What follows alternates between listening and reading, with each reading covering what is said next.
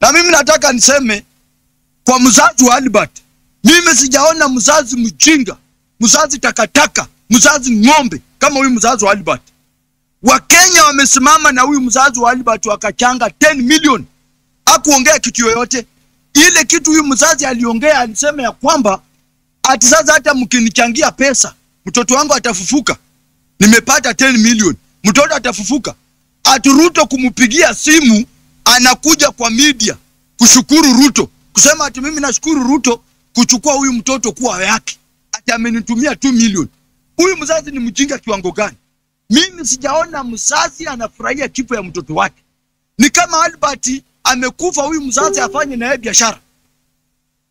Na mimi kama Nuru Okanga, wazazi kama hawa ndinafaa ukimaliza hiyo matanga, ukikrosi, nimesikia Sakaja akisema ati bibi Albert wamemwandika kazi hapa kwa county.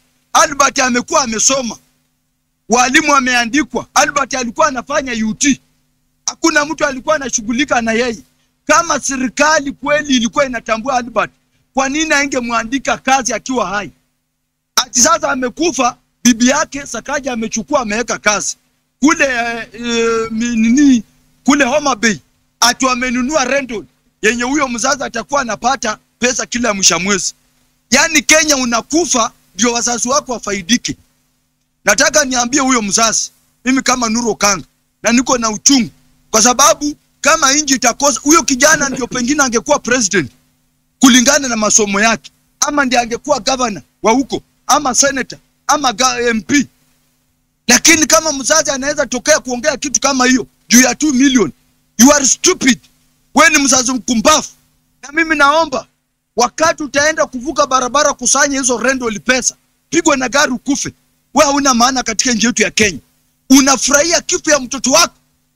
Ati Ruto unamshukuru. Unashukuru Ruto aje na mtoto wako kwa jeneza. Mimi nataka niambie wazazi, kama nyinyi wazazi mnafurahia watoto wenu kupigwa marisasi ili mchangiwe, ambieni watoto wenu wakae kwa manyumba.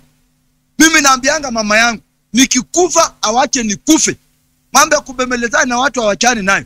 Kwa sababu hii Kenya si ya watu individual. Hii Kenya ni yetu sisi wote.